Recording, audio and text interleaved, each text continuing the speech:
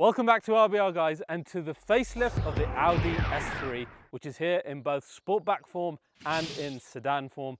It arrives with more RS DNA in terms of its design, both on the front and in the rear. But more importantly than that, now it steals some really important tech from the RS3, among a bunch of other changes to make this a more serious small sports car. So today the plan is this. I'm going to fill you in on exactly what changes have been made on design and on the technical side. Then we are going to go on a first drive and see how that translates onto the road. So let's check out this brand new Audi S3 facelift.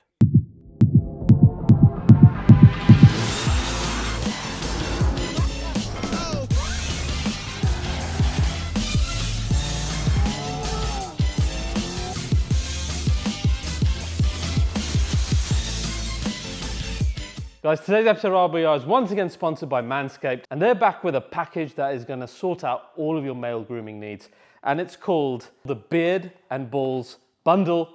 Yes, you heard that right, and your balls will thank you. With this, you get their incredible Lawnmower 5.0 Ultra, which is their latest shaver for down below, and my favorite, the beard hedger. This, I'll get back to this in a sec. I love this thing. First, let's start with down below with this powerhouse of a thing, the Lawnmower 5.0, their most famous product, and this is the best version ever. Now, it comes with two blades. First, we have our original blade, which has now been upgraded with a longer blade, which is wider. It's got rounded teeth to cut through hair with ease. It not only comes with the original blade that you used to get, it now comes with an extra foil shaver blade. It's easy to put on, and this is just like the handyman foil blade that we use to get that super smooth neck finish. This is the same for down below to get you a super smooth finish. And of course, they've got skin safe technology, and you can use them in the water because they're waterproof. So that's the versatility of the Lawnmower 5.0 Ultra. Then, my favorite, the beard hedger. I go everywhere with this. When I'm traveling, when I'm doing all the press trips on these cars, etc. This thing stays with me because it gets you just the perfect beard finish every time. It's USB-C, it's got 60 minutes of charge time. I don't even remember the last time I charged this. And the best thing about it, you've got this wheel on here where you can choose the exact length you want. It gets it right every time. And it just gives you a consistent, reliable shave. And of course, skin safe technology, and you can use it under the tap and in the water because it's waterproof. So guys, that's the powerhouse. This is the Beard and Balls Bundle. And of course, as an RBR viewer, you're gonna get a great discount. It's 20% off plus free international shipping. Use the code RBR and go to manscaped.com. So remember, that's code RBR at manscaped.com for 20% off. Guys, a huge thanks for supporting our regular sponsors. It keeps the channel going, and a huge thanks to Manscaped. Let's get back to that car. So guys, to begin, let me remind you how long this car has been around, because it might shock you. The first S3 came out in 1999, which you think isn't that long ago, but it was actually a quarter of a century ago, 25 years. Do you feel old yet? I feel old hearing that. Okay, and that first car was really the first type of premium hot hatch, if you like, and that wasn't really heard of back then. It had 225 brake horsepower. The actual formula is still followed today in the S3. So it was a turbocharged 4-cylinder with a all-wheel drive system marketed as a Quattro. That all-wheel drive system back then was the Haldex system that so many cars back then used. It was a very simple type of all-wheel drive system. And it was okay. It never got beyond being okay. Even if you look at our car today, the pre-faces of the car we're looking at today, a great daily car, right? Really nice design, good interior, good premium looks and materials, etc. But never really reached the heights of dynamic ability of its rival. And oh boy, in this day and age, does it have some rivals? So many. Most notably, I would say AMG's A35, which, like every AMG, loud, brutal. You know, it really goes out of its way to be a very dynamic car, sometimes to its detriment. You got things like the Golf R within Group itself that provides this thing good competition because it's using very similar components. Even BMW's M135, etc. Loads and loads of rivals, okay? And only now, in the facelift of this car, does it look like Audi are finally rolling up their sleeves and saying, right, now there's a lot of rivals, let's get serious about this. Now to begin, let's talk about what's changed under the skin, and the first thing is with the engine. It's still that EA888 engine that's shared with things like the Golf R, but now it's received a power boost. We have gone up to 333 PS, which is a betterment of 23 PS, and our Newton meters have gone up by 20 to 420. 0 to 60 now stands at 4.7 seconds as well. So now it's more powerful than any S3 before it and encroaching slowly towards RS3 now. And now it's also got a new preloaded turbocharger, essentially pre-spooling stage to allow it to react even faster and provide power faster. We saw something like this on the Golf R20 year version, probably the same components doing the same thing here. And now our gearbox has been revised to provide 50% faster shifts, which is significant. So a few small changes here that could deliver quite a big effect when we drive later on today. Now let's talk about the big change, which is from the RS3, and it's namely stealing the RS3's torque splitter and bringing it into the S3. The S3 has always had a simple, safe and boring all-wheel drive system. Now it's raided the King's Armor to bring in this weapon, and it plans to put it to good use by being able to actively control the torque that goes to each wheel on the rear, giving it more of a rear-wheel drive feeling, enabling things like oversteer, drifting, etc. And to take advantage of this, we also have a new driving mode called Dynamic Plus mode.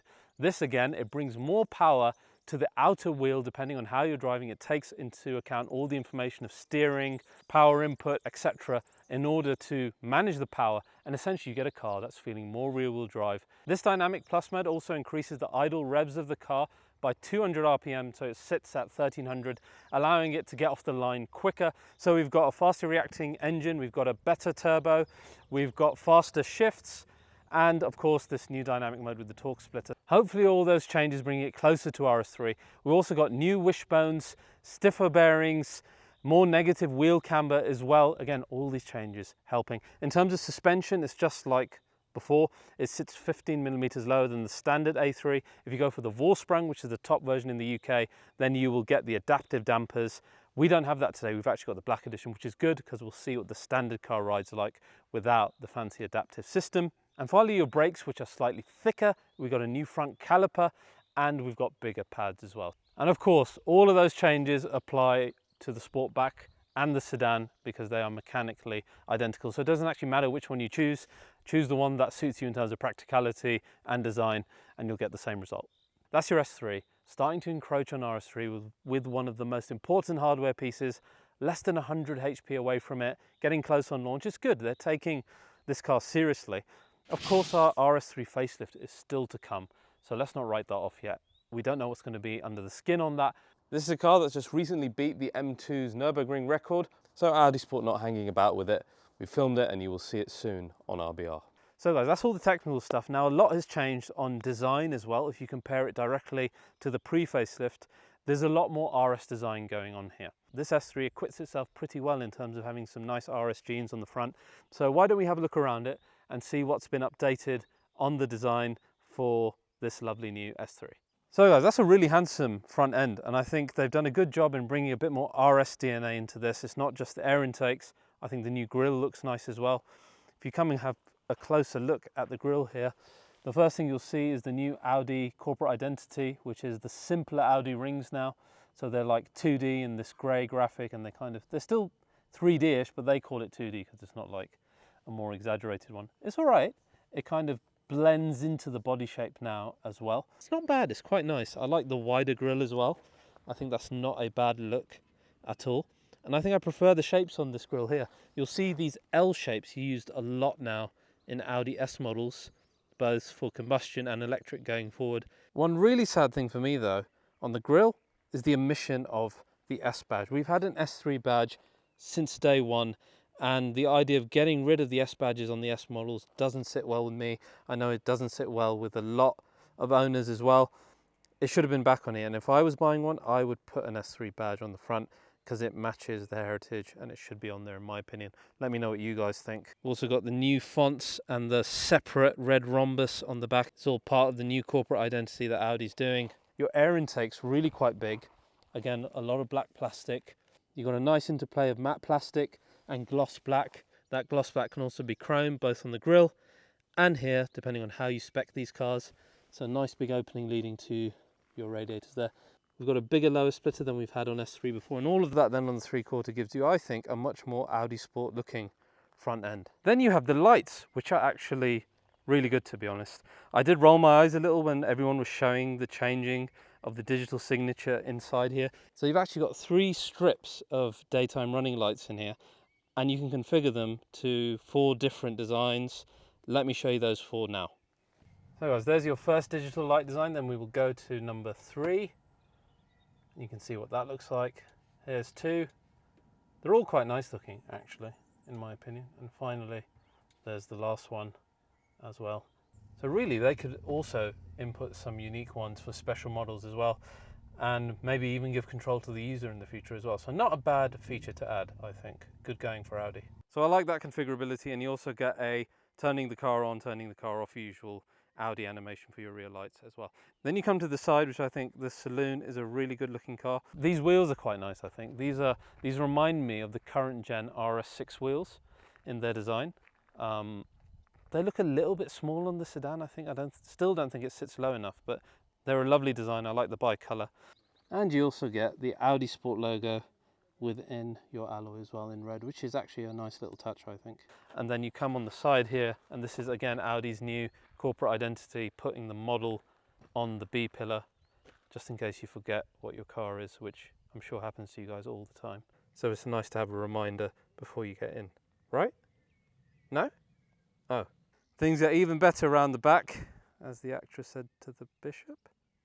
Anyway, yeah, it's a really good looking rear end. Particularly, I think I like the Sedan more. I think you guys can chime in what you prefer.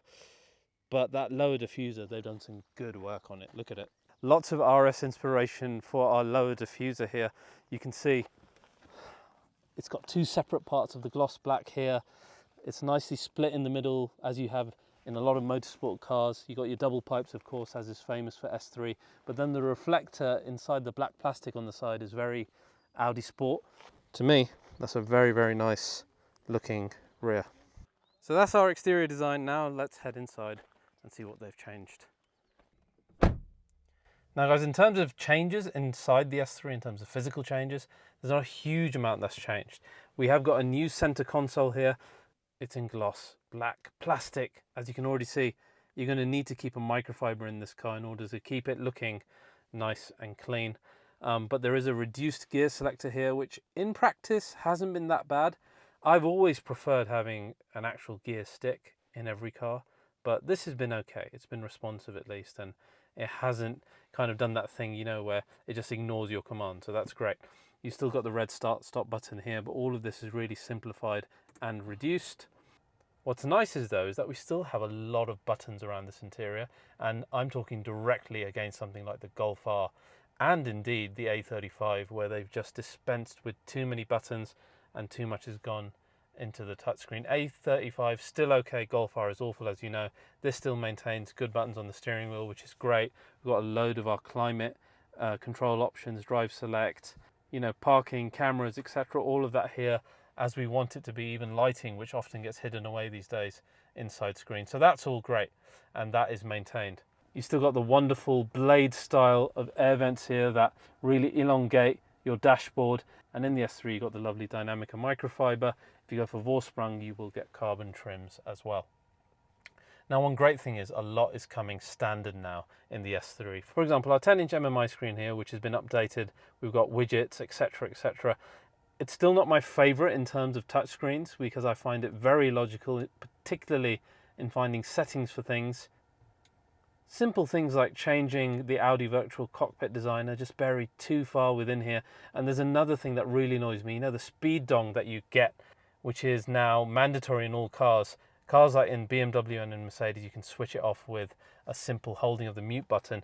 You can't seem to do that in the Audi. You need to go deep into this system here. I'll show you how to do it in case you need to know. You have to go into car, you need to go into driver assist, and every single time you need to turn this off. I don't know if that can be saved to your user, maybe it can, but every car I've used so far as a guest, you need to keep doing it every single time the car turns off. Apart from that, it's okay. I'm not trying to be too negative. The touchscreen isn't bad. You can see it's very, very responsive. Of course, most of us use Android Auto and Apple CarPlay anyway, which works fine on here, and the actual apps themselves are good. So it's great that you get that as standard. The other thing you get is up there. heads-up display comes as standard as well, which is great. You've got adaptive cruise control as standard as well. You get Nappa leather on our sports seats here now as standard, which is a really good choice for a premium car. See the S model logo hidden within there. You even get Sonus's premium sound system, which again, I've never seen in a car, which is quite a cool addition, particularly for you Sonus fans. And it's actually been really good in use as well. The other thing I love about the interior is the expansive ambient lighting. It's just enough to make it exciting. You've got the lovely one in the door card itself, which looks really good. Then other highlights dotted around the car and quite a few colours to choose from as well. And you get 3-zone climate control as standard. So a lot of important options coming as standard in the S3. And of course, let's not discount Audi's brilliant virtual cockpit, which is, you can't customize it quite as much as other brands have been doing now. But I still think that in terms of the way it's designed, it's still one of the best, particularly this classic one I'm quite fond of. The rear is pretty spacious for a small sedan in terms of both legroom and headroom.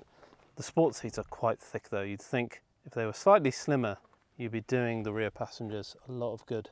So guys, that's the changes in the S3. Now let's head out and see how those changes have affected the drive.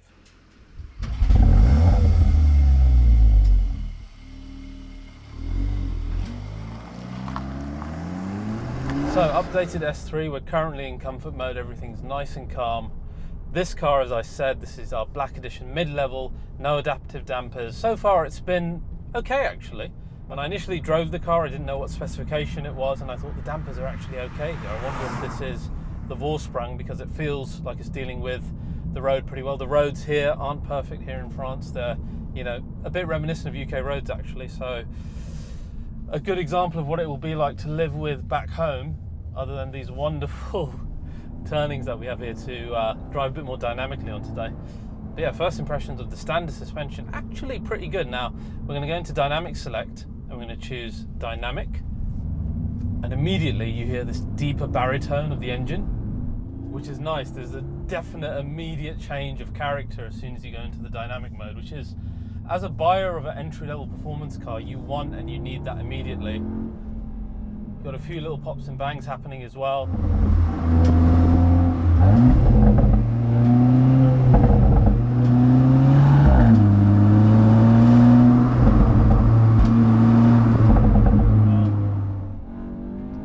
Actually quite impressed with, can you see how quick the gearbox is shifting? Again, this is an entry-level car, and this is reminding me quite a bit of the way my M2 shifts when it's in its relaxed setting, or perhaps even better than that actually. Throttle response is very good, it's very immediate. You really do get a feel of the fact that that turbo is pre-spooled, and the steering is nice. It's predictable. This is fun. This is handling itself really well. Look at this car go. I like the steering, I like the body control. The standard suspension system is good enough for dynamic feeling as well. Dynamic Plus Mode then loosens up your ESC. Like we said, it'll direct more power to either wheels depending on what your steering angle is. It's got a lot of different systems talking to each other in order to make the whole thing feel that much more rear-wheel drive. Are you going to go around drifting in it all the time? That's not really the point of it. The point is to give you a car that feels more balanced, a bit more exciting if you do want some feeling of oversteer. You know, you got to give it a bit more respect to understand your steering angles. And these were levels and layers that didn't really exist in the S3 before. It was kind of a blunt instrument in the sense that very good, you know, as a all year round daily car, but what is it giving you in terms of dynamic options? Well, actually not a lot. Now when you want to have a bit more rear-wheel drive-like feeling, A, it always feels more rear-wheel drive anyway in dynamic mode, but B, you'll be able to coax some oversteer out of it as well. This is a fun-to-drive car when you go into dynamic mode. It's still got that ability to just be a normal A3 when you're in your standard comfort mode, which is great. You've got all the safety of the quattro system, etc. But when you do want to have some fun, you're either going to dynamic or going to dynamic plus. You've got a gearbox that is really willing to shift, genuinely. You've got a much more responsive engine. Right guys, now let's try launch control. It's meant to be 4.7 seconds. Let's see how the car does.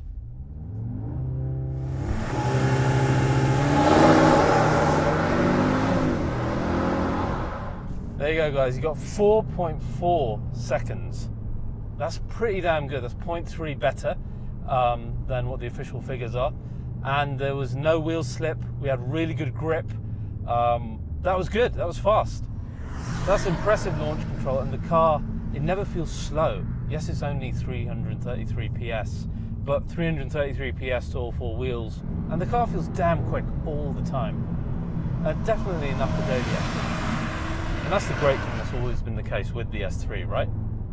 So the other main benefit I found of the Dynamic Plus mode is the fact that you get that extra bit of revs allows the car to be that much more responsive when you're driving more dynamically as well, which is why they recommend it for track use as well. So yeah, that's it's a good mode when you really want to be picking up some speed. In terms of speed, it never feels underpowered, but I do feel that at low speeds there is this lack of torque, low-end torque, that kind of throws you off, particularly when you're in Dynamic Plus and you want to coax a little bit of low-speed oversteer. And that fishing for torque can kind of throw you off, because otherwise you've got a really responsive gearbox, you've got a really responsive engine as well.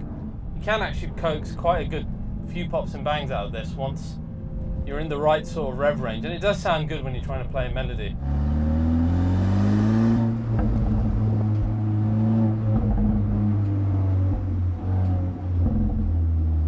Again, little things like that are quite important to the buyer of this car.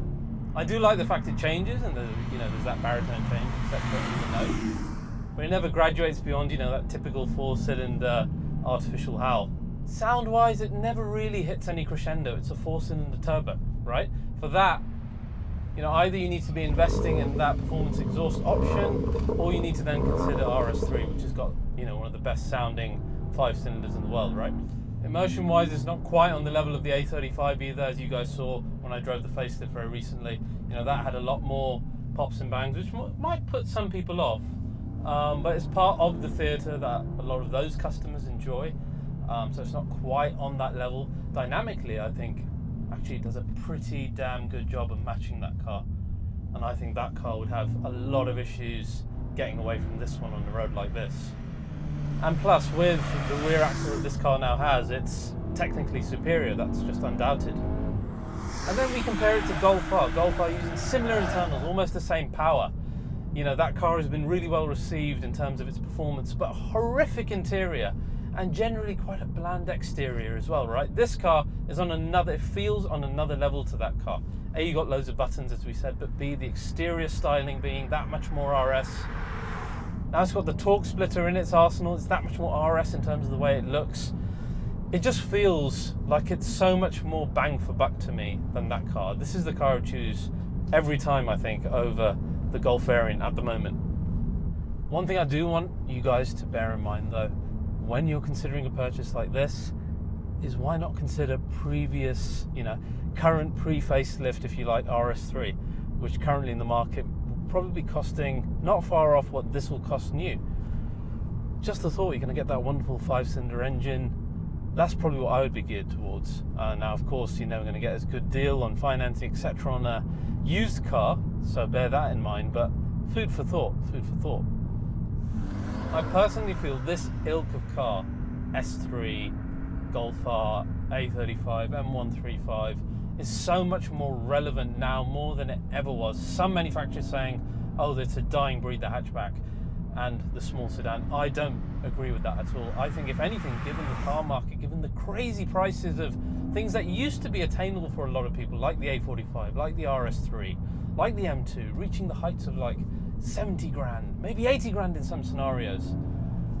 These are the type of cars then that come in and they fill that performance need that a lot of us have, that you just can't get in the normal performance cars anymore, because the car market pricing has gone crazy. So that's why I think it's maybe part of the reason that Audi have bumped up the S3 to have better internals, and they've gotten more serious about it to give better dynamics, because people like you and me are looking for that in an entry-level car, because we don't want to spend insane amounts of money on small performance cars. And the S3, it answers that call. It answers that call with a good gearbox.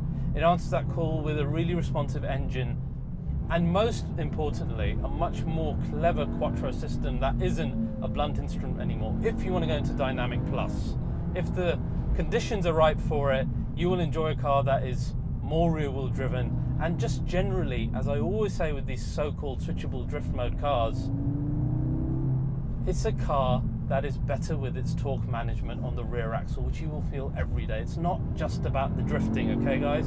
It's about how much power is going to the rear, and you feel that as a driver. You feel it in your steering inputs, you feel it when you're exiting a corner. That is where these systems really count. And in that regard, the S3 is miles more fun than it used to be. And I think it will really prove itself, particularly in sedan form, as an excellent daily car for your needs. So I hope you guys have enjoyed my first drive of the brand new Audi S3. I can't wait to see what Audi do on the next level with the RS3 facelift, which will be soon. So if you enjoyed this episode of RBR, please, as always, do like and subscribe. It's hugely appreciated. And I will see you guys on the next one.